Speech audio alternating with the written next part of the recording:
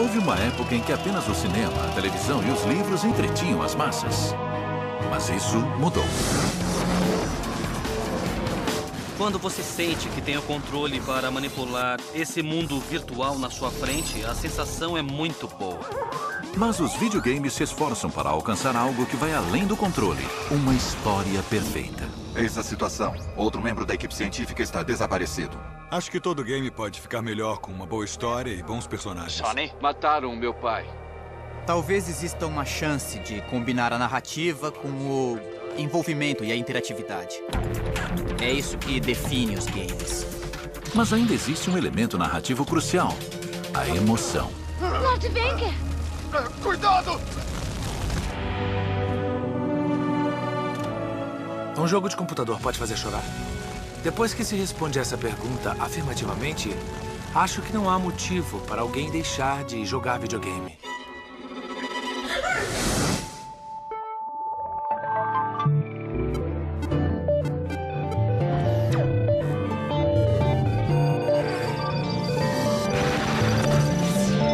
A era do videogame. A era de ouro do fliperama aconteceu entre o final dos anos 70 e início dos 80, com o insaciável Pac-Man e invasores alienígenas não identificados. O videogame permitia que os jogadores controlassem sua própria experiência digital. Mas para essa nova forma de entretenimento durar, os designers de games precisariam daquilo que a TV e o cinema já dominavam: uma história. Logo depois da invenção do videogame, a maioria dos jogos que existia era muito simples, técnica e mecanicamente como Pong. Era só girar um botão para mover a raquete e acertar a bolinha. E isso envolvia um pouco de física, mas não falava sobre nada. Era só uma distração. Para manter os jogadores entretidos, os designers de games aprenderam uma tática com os cineastas. Era preciso estabelecer uma ligação mais profunda com o público.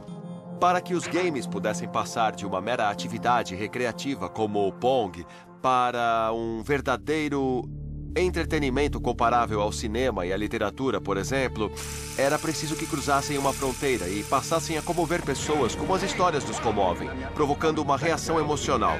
Era preciso criar personagens que envolvessem o jogador.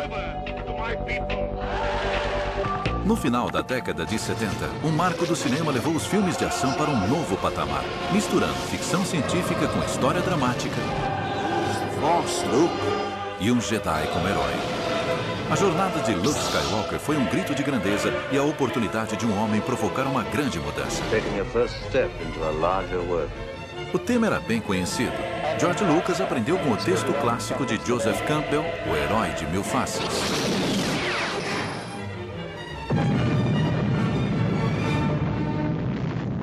Guerra nas Estrelas demonstrou que esse tipo de narrativa, com um ritmo muito acelerado, cheia de tecnologia e de ótimos efeitos especiais, não desvia a atenção da história. E essa influência ainda pode ser sentida nos videogames. Os efeitos especiais eletrizantes de Guerra nas Estrelas atraíram o público para as salas de cinema. Mas no mundo do videogame, os jogos não passavam de brinquedos para passar o tempo. Havia games espaciais como Asteroids e Space Invaders, mas eles não tinham personagens nem história, pelo menos até aquele momento. Quando Guerra nas Estrelas estourou nas telonas do mundo inteiro, o videogame ainda estava engatinhando. Eu acredito que a indústria do videogame ainda estava se esforçando para fazer os jogos funcionarem acima de tudo. Ainda estavam descobrindo como usar os controles nos videogames. E naquela época, narrar uma história não era possível. Por isso, o videogame precisava aprender com o cinema que uma história interessante, combinada com boa ação, leva o público às poltronas e, no final das contas, aos joysticks. Para mim é mais interessante quando existe uma história épica e eu posso viver um personagem que passa pela trajetória heróica de Joseph Campbell. Para poder narrar histórias, precisamos de personagens. Para os personagens darem certo, precisamos de emoção. No futuro, o videogame será uma forma de entretenimento em massa, com capacidade de encantar e entreter os consumidores, por mais diferentes que sejam os gostos deles, mais ou menos como a televisão, como a literatura, a música e o cinema fazem hoje em dia.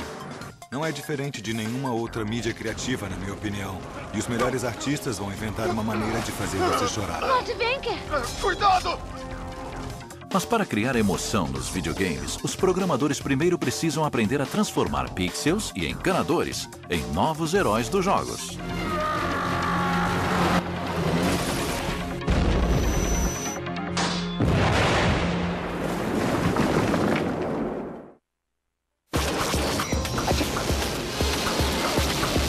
Depois de milhões de pessoas no mundo inteiro terem acompanhado a jornada heróica de Luke Skywalker em Guerra nas Estrelas, a indústria de videogame percebeu que talvez também precisasse de um herói. Mas a falta de poder de processamento dos chips limitava os projetos de games.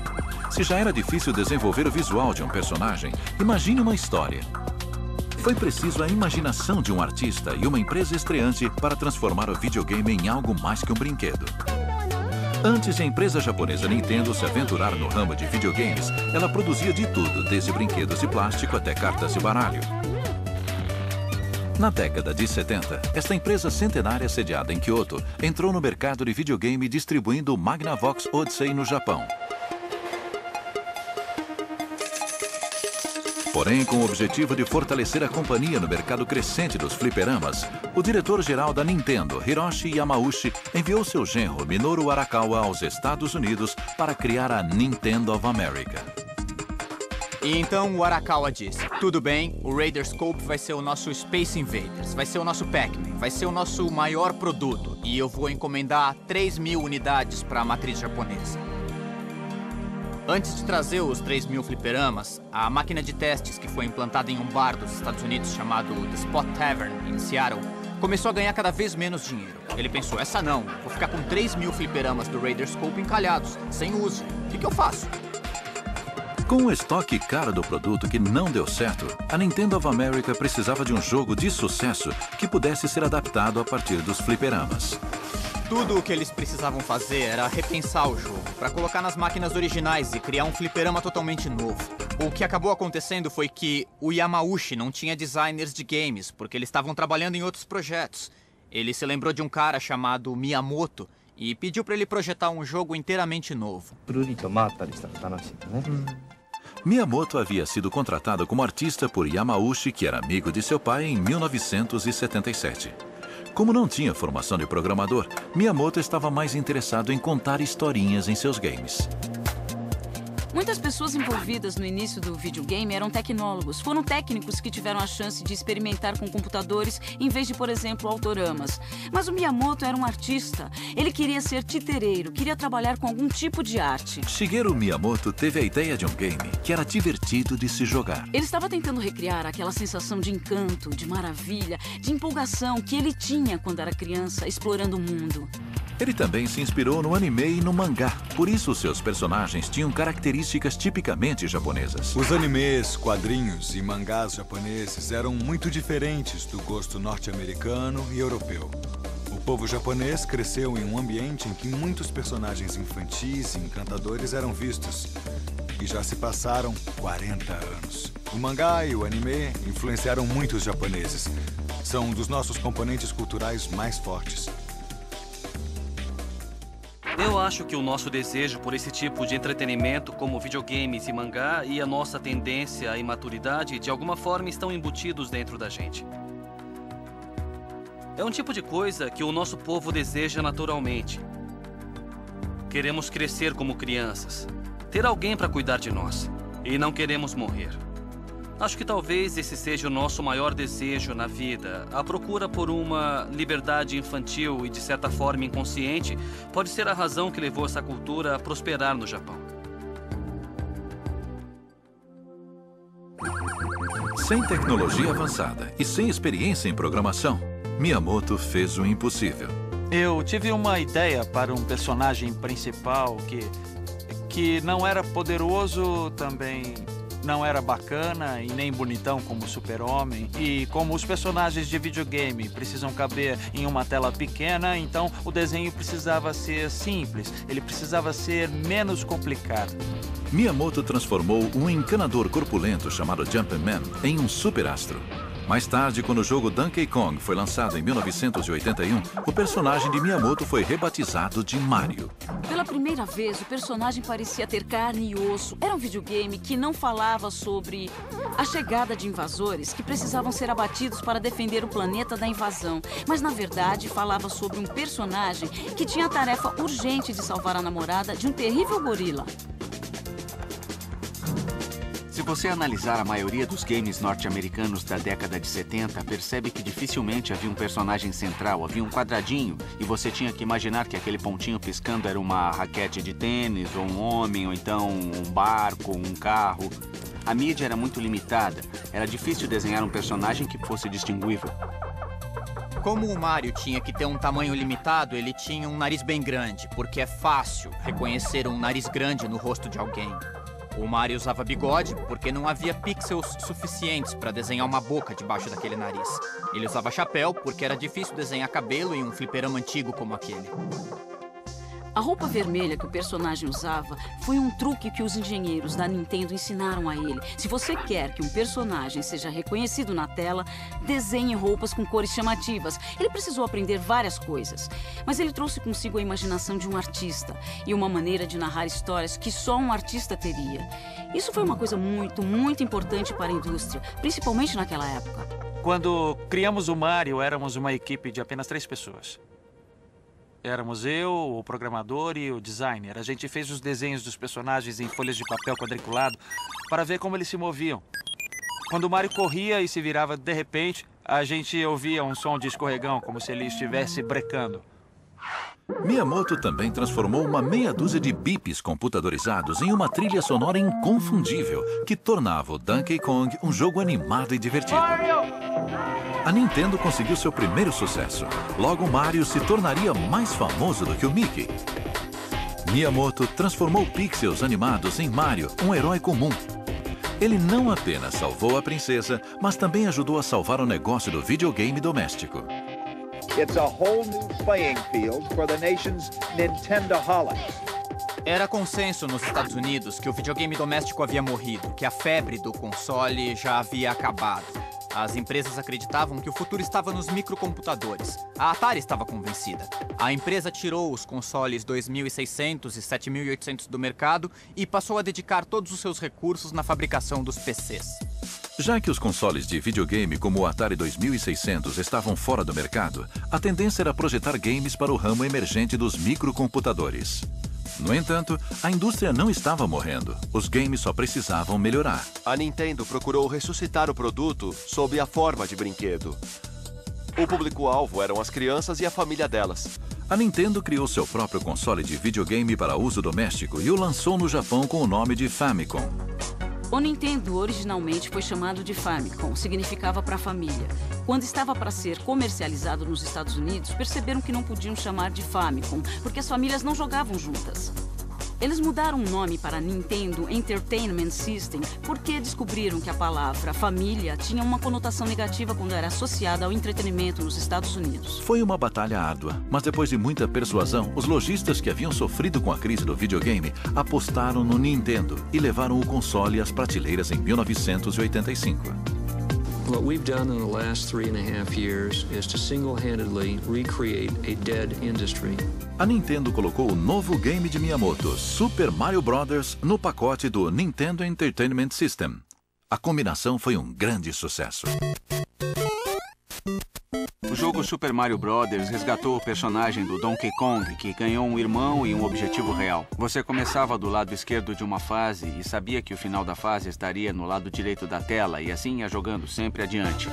O mundo inteiro se revelava conforme o jogador avançava. E como em qualquer narrativa, sempre havia a chance de resgatar a princesa no final. O fato é que a Nintendo, com o trabalho de Shigeru Miyamoto no Super Mario Bros., o game que vinha junto com o console da Nintendo, deu um novo fôlego à indústria. Se não fosse pelo Mario Bros., se não fosse por um cara que teve a perspicácia de impulsionar os videogames a um outro nível, envolvendo a narrativa de histórias, poderia ter sido o fim dessa indústria. Super Mario Bros. Foi um sucesso de vendas no mundo inteiro. Mais do que isso, também anunciou a nova revolução do videogame doméstico. What will the future bring from Nintendo? O sucesso da dupla Super Mario Bros. E Nintendo marcou o nascimento dos personagens e da narrativa nos videogames. Enquanto os jogadores mergulhavam no mundo de Mario, Shigeru Miyamoto já estava planejando outro mundo de fantasia para os jogadores poderem explorar e descobrir. Era um mundo remanescente de sua infância nas colinas próximas de Kyoto. Ele gostava de sair para passear e dizem que havia cavernas perto de onde ele morava. Um dia ele pegou uma lanterna e entrou em várias cavernas. Aprendeu as passagens e desenhou um mapa. Anos mais tarde, quando a tecnologia se desenvolveu, ele logo pensou em desenvolver um jogo sobre esse tipo de exploração. Muitos anos atrás, o príncipe das trevas Ganon roubou a Triforce. Nos jogos como Donkey Kong, o Mario do início e o do final eram o mesmo Mario, com os mesmos poderes, e também era assim no Super Mario Bros. No game Zelda, o personagem começa fraco. Ele só tem uma pequena quantidade de energia. Não possui nenhuma arma nem nada. Mas no final do game, ele tem uma variedade de armas e tem muita energia. Essa foi a novidade do jogo The Legend of Zelda. Jogos com personagens já existiam há muito tempo, mas pela primeira vez um game foi bem sucedido em mesclar personagens com ação. Eram histórias épicas, com temas clássicos do bem contra o mal.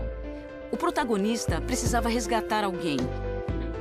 Você era um menino que precisava lutar com coragem e se tornar melhor do que era no início, não apenas para o seu próprio bem, mas para o bem da comunidade. A complexidade de The Legend of Zelda, acompanhada por uma trilha musical dramática, trouxe mundos e personagens de videogame que pela primeira vez despertaram empatia no jogador. Zelda, segundo muita gente, foi o primeiro videogame que fez as pessoas chorarem enquanto jogavam. Era muito centrado na história. A possibilidade de sentir o que o personagem sentia e passar por tudo o que ele tinha que passar para se tornar uma pessoa melhor foi uma coisa que comoveu muita gente.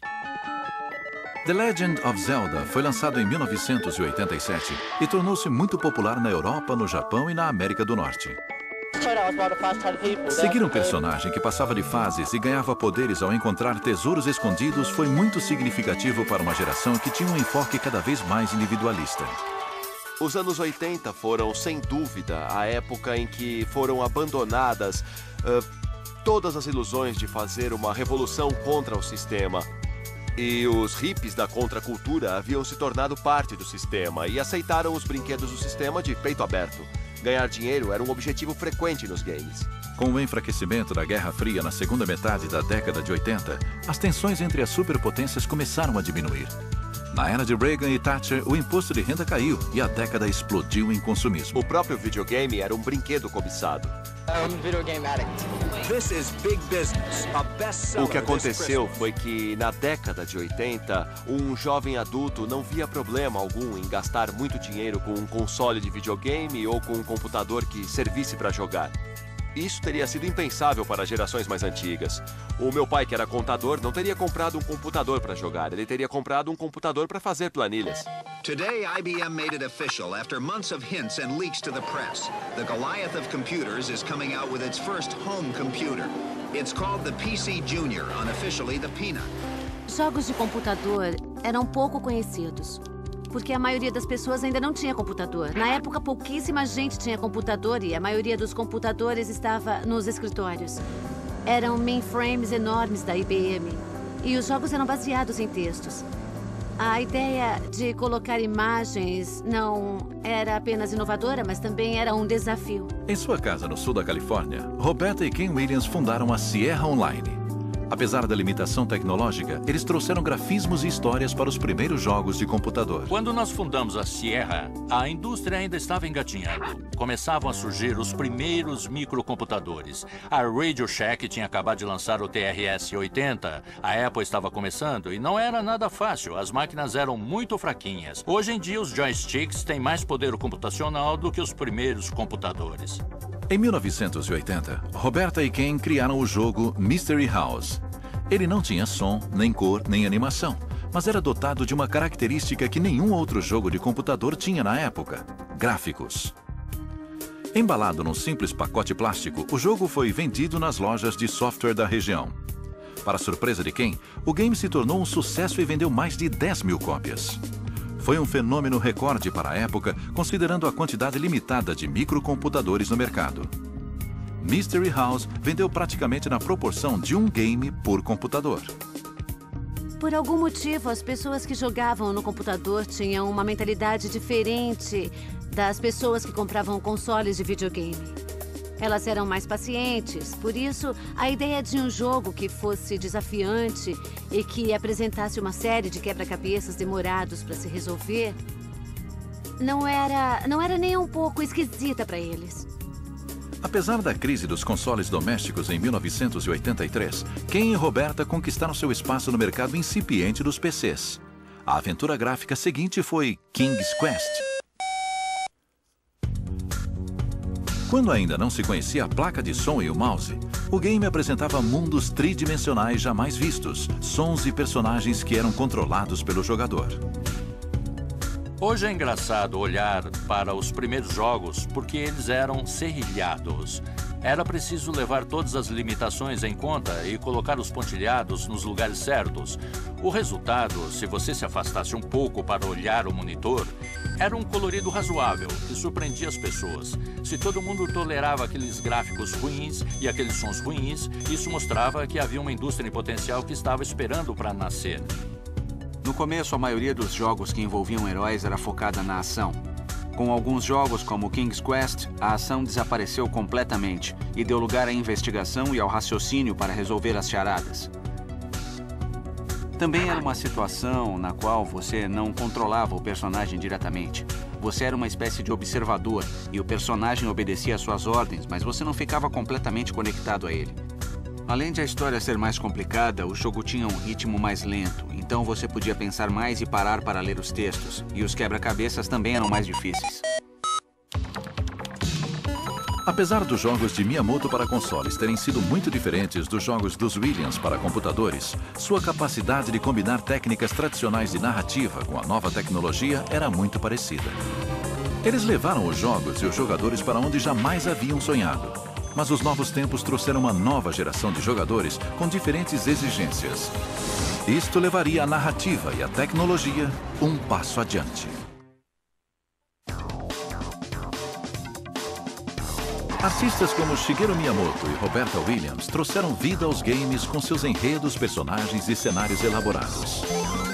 Com poucos pixels e sons elementares à disposição, eles criaram mundos envolventes onde o jogador era coroado herói. Estar na pele do herói em Super Mario Bros. Era divertido, mas no início da década de 90, os jogadores cresceram e queriam entretenimento compatível com sua idade. Mr. Gorbachev, tear down this wall. Depois do colapso da União Soviética e o fim da Guerra Fria, a década foi marcada pela nova economia e pela globalização cultural. De repente, uma nova geração de jogadores que havia crescido com apenas meia dúzia de canais de TV tinha à disposição dezenas de canais a cabo. E com microcomputadores em casa, também se conectaram à internet, o que possibilitou o acesso a informações do mundo inteiro em segundos. No final dos anos 80 e início dos 90, estavam surgindo consoles domésticos que eram tão potentes quanto os fliperamas. E tudo isso cabia em pequenos aparelhos. As pessoas começaram a se dar conta que a mesma tecnologia usada para lançar naves espaciais estava disponível no computador de casa.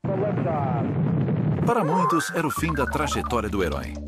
Os jogadores trocaram suas coroas por cabelos espetados, carros velozes e mulheres atraentes. Surgiram os anti-heróis do videogame e os jogadores mais velhos adoraram. Acho que muita gente ainda não tinha percebido que a geração Nintendo já estava crescidinha, mas ainda queria jogar videogame, da mesma forma que as pessoas mais velhas que viram TV ou filmes na infância ainda queriam ver TV ou filmes, só que com temas adultos. Uma empresa de videogame chamada Sega Enterprises ofereceu justamente isso. Similar à Nintendo, a Sega era uma fábrica de brinquedos que lançou sucessos como o fliperama Frogger nos anos 70 e mais tarde um console chamado Sega Master System nos anos 80. Buscando mercado em regiões que a Nintendo não alcançava, o console vendeu excepcionalmente bem na Europa e no Brasil. Mas em 1983, a Sega foi afetada pela crise do videogame. The manufacturers are still trying, those who haven't gone bankrupt, but the experts who follow the industry say it probably won't make a big comeback, that the game players have simply moved on to other things like videocassettes, records, tapes, even the movies. Mal sabiam eles que o ramo do videogame ainda não estava condenado. A Sega não desistiu. Em vez disso, apostou mais uma vez na renovação do mercado e lançou no Japão o Sega Mega Drive, um console de 16 bits para concorrer com o Nintendo Famicom de 8 bits. Com o dobro de poder de processamento, o Mega Drive suportava gráficos e sons superiores. Na época dos 8 bits, era possível criar games simples como Donkey Kong, Pong e jogos desse tipo. Quando se passou para os 16 bits, já dava para abordar uma variedade muito maior de assuntos. Havia games de esportes e de aventura muito bons, que contavam histórias. Já era possível fazer versões muito melhores em todos os gêneros. Essa nova tecnologia surgiu em boa hora. Quando os primeiros jogadores de Pong cresceram e começaram a trabalhar, as empresas de videogame tentaram atrair os jogadores mais jovens da geração do Super Mario Bros., que agora estavam entrando na faixa dos 20 anos de idade. Quando o Sega Mega Drive foi exportado para os Estados Unidos, foi rebatizado de Sega Genesis. E para atrair os jogadores um pouco mais velhos, foi vendido com um game de um porco-espinho voador com traços humanos. Se o Mario era bonitinho e tinha carisma, o Sonic era um personagem veloz que entusiasmava e que agradou bastante a geração de adolescentes do começo da década de 90. E como eles haviam crescido, o Sonic era um personagem mais apropriado para eles. No começo dos anos 90, o Nintendo ainda era o videogame dominante. Hoje sabemos que o seu principal chamariz era o encanador italiano e fofinho chamado Mario. Mas a Sega percebeu que os consumidores estavam interessados em uma coisa diferente, principalmente depois do lançamento do console Sega Genesis.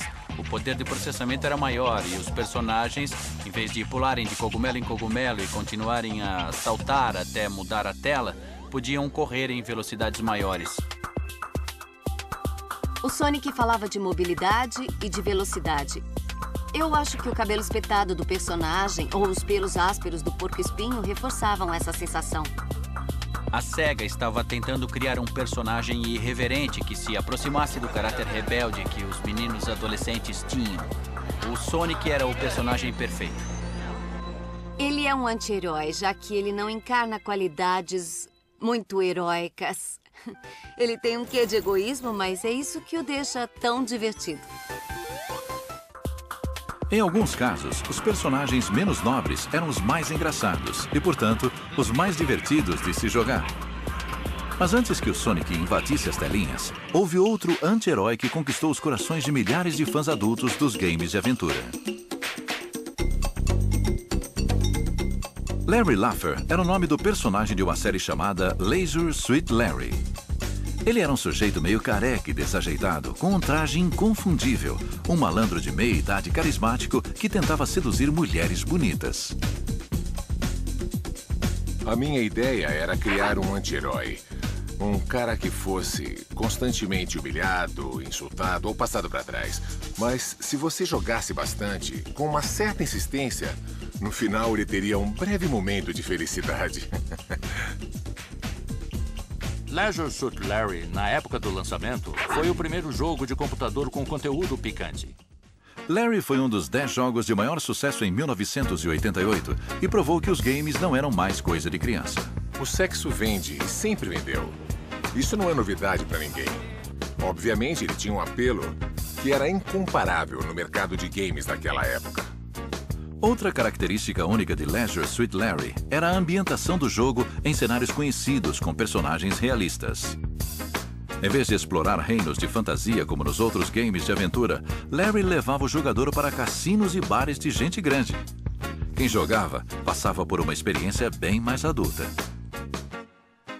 Eu acho que o Larry foi o primeiro game que usou personagens reais, pessoas reais, vivendo na atualidade e em cenários modernos. Eram situações que poderiam acontecer no cotidiano, ao contrário da maioria dos games que se passavam em cenários medievais ou num espaço futurista.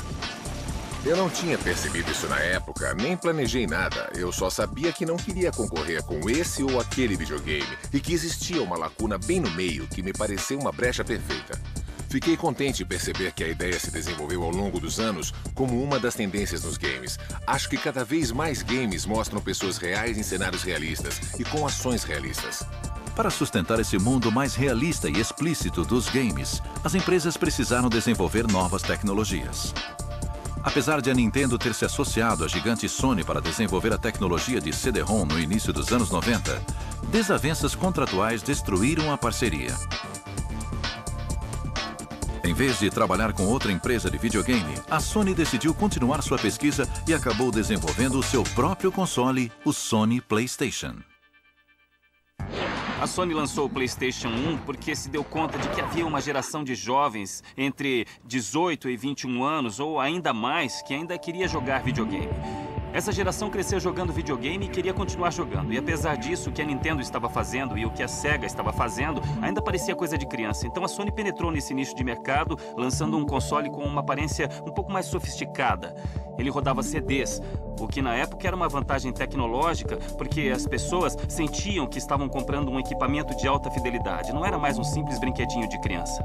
Enquanto a Nintendo fabricava games em cartuchos que armazenavam no máximo 16 megabytes, a Sony produzia games em CDs que podiam armazenar até 650 megabytes. Os gráficos e os jogos podiam ser bem mais complexos.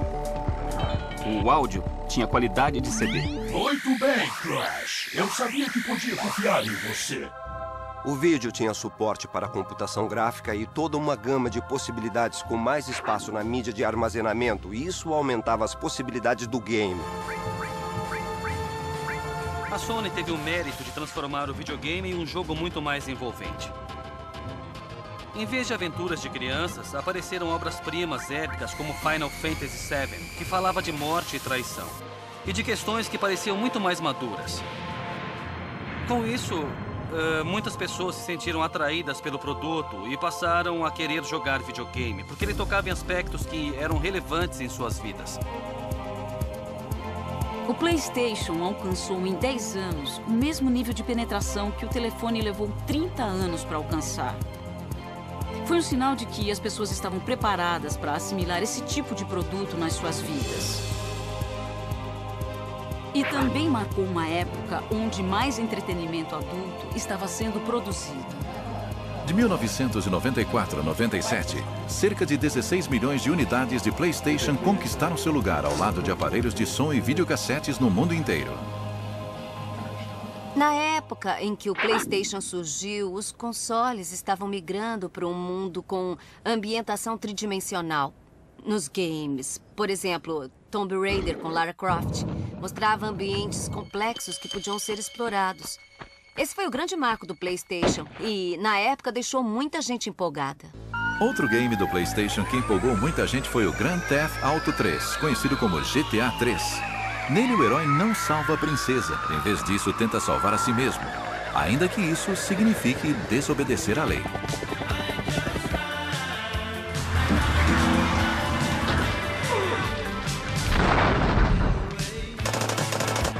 Você tinha uma série de objetivos que precisava atingir. A grande mudança foi no espaço do jogo e havia uma história de ficção por cima. E em vez de ser um encanador meio gordinho como o Mario ou uma espaçonave sem rosto como em Asteroids, você podia ser o Carl Johnson ou um gangster que acabou de sair da prisão e que está tentando retomar a vida. Para a geração de hoje, pós-geração X-Men, pós-Guerra Fria, pós-Guerra do Golfo, é mais fácil se identificar com esse tipo de coisa do que com personagens heróicos das gerações anteriores.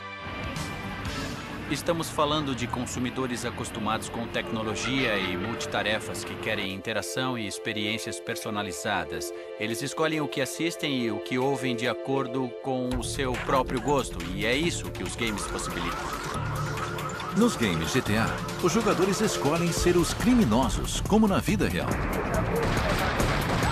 O Grand Theft Auto é um game que permite ao jogador várias escolhas morais diferentes, e não são as escolhas que os criadores querem que eles façam. Uma das minhas garotas precisa de carona. Pega um carro e vai buscar a Misty na clínica. Depois traz ela pra cá. Você pode fazer alguma coisa condenável e mesmo assim ganhar uma recompensa por isso no game.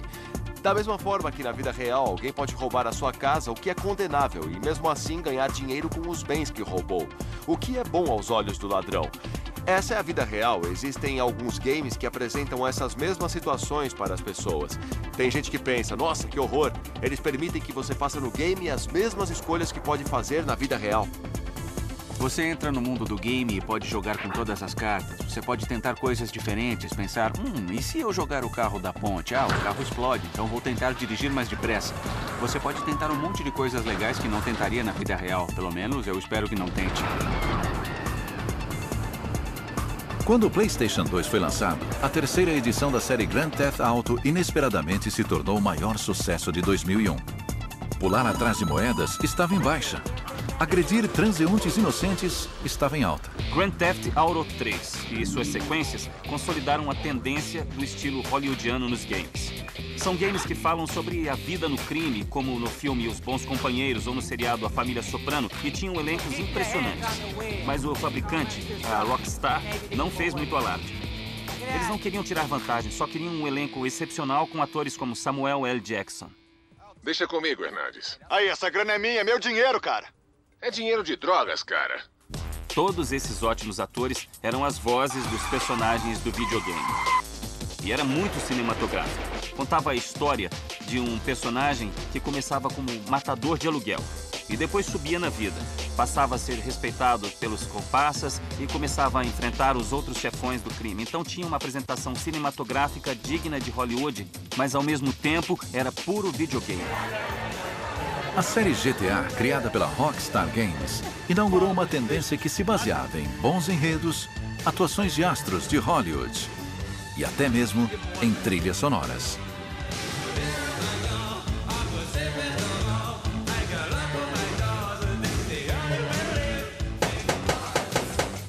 Uma das coisas mais legais do Grand Theft Auto era poder sintonizar uma estação de rádio que tocava músicas boas dos anos 80 e isso era o que dava o clima do jogo.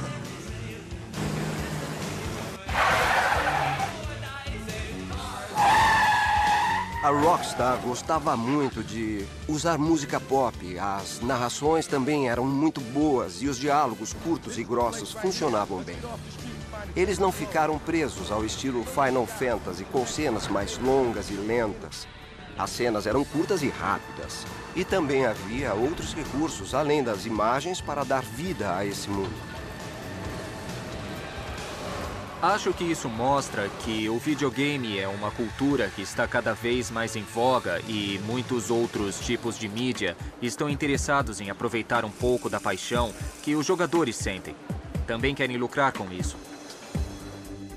Os videogames estavam cada vez mais parecidos com os filmes e, finalmente, recebendo o respeito que mereciam de Hollywood.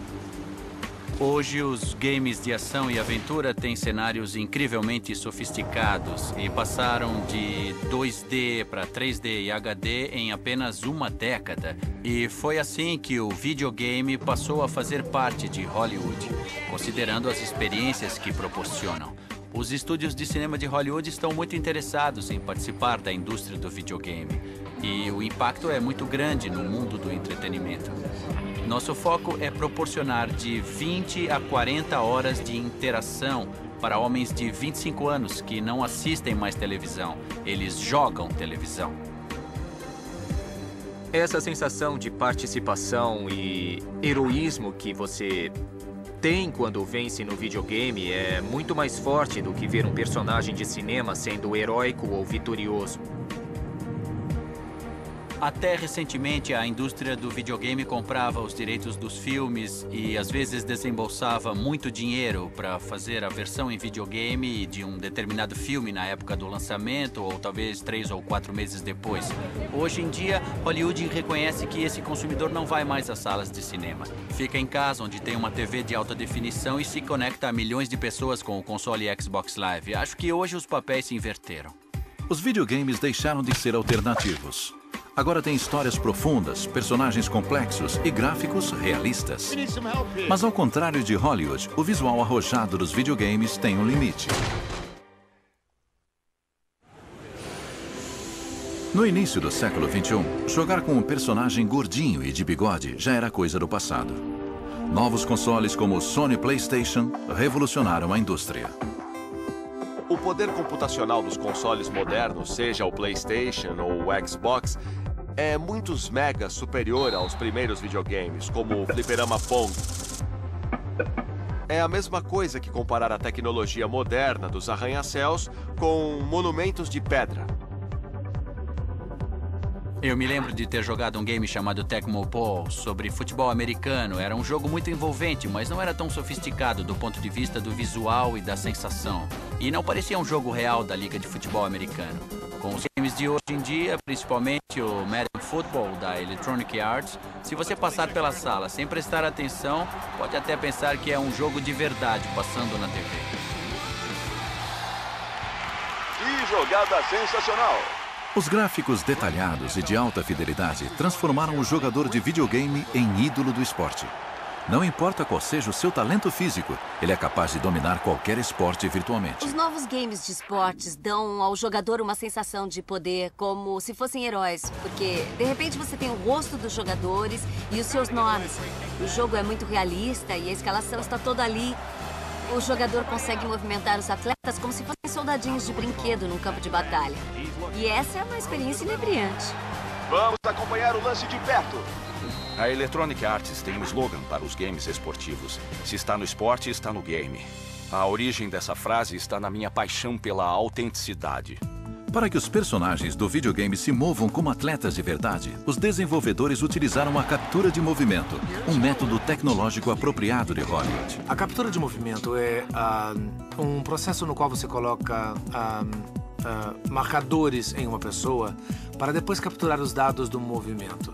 A técnica tem um resultado bastante realista e permite o movimento das articulações. Uma das coisas que acontece no basquete da vida real é que, para cada movimento, todo mundo na quadra reage de alguma maneira. E a Electronic Arts quis tirar proveito disso. Eles capturaram o movimento de 10 jogadores de uma vez dentro da quadra, além das capturas individuais de movimento que estavam fazendo. E quem joga percebe que faz uma diferença enorme. Quando você faz um pequeno movimento, todos os outros personagens reagem de alguma maneira. Você se sente realmente dentro do game. Hoje em dia existe tanto poder computacional que os cenários são renderizados de uma forma quase hiperrealista. Dá pra ver o globo ocular dos jogadores e uma série de detalhes que não aparecem na transmissão de jogos reais. No entanto, ao tentar criar grafismos mais realistas nos videogames, os heróis do esporte começaram a parecer mais mortos do que vivos. É um fenômeno que os tecnólogos chamam de Uncanny Valley, um termo que descreve a sensação de repulsa que as pessoas têm por robôs quase humanos ou de aparência estranha. É como a diferença entre um corpo vivo e um cadáver. A diferença entre um manequim e um ser humano.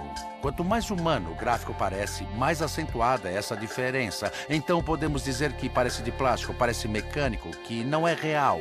Não temos este problema com personagens de desenho animado porque eles não são realistas. E quanto mais realista é a representação, fica mais evidente que são bonecos animados em vez de seres humanos. Sem emoção, mesmo os personagens com aparência mais realista não proporcionam ao jogador uma autêntica experiência humana. Se você não se comunicar com os personagens, pelo menos de uma maneira superficial, como é que vai poder se emocionar com eles? Você não vai ter problemas em matá-los e em capotar os seus carros virtuais. Mas quando você fala com as suas próprias palavras e eles conseguem ouvir, uma conversação real acontece.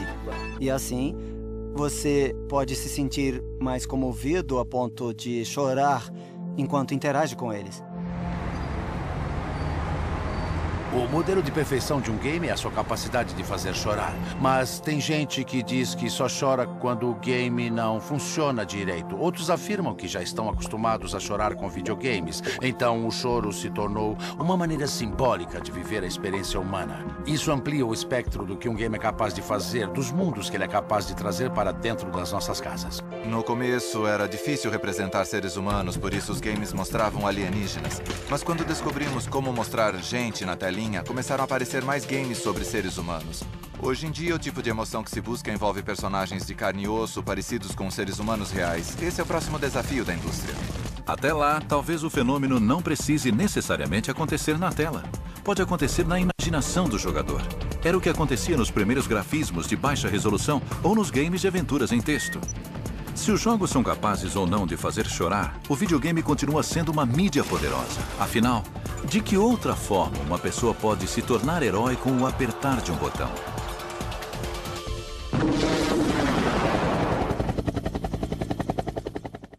Versão brasileira Vox Mundi.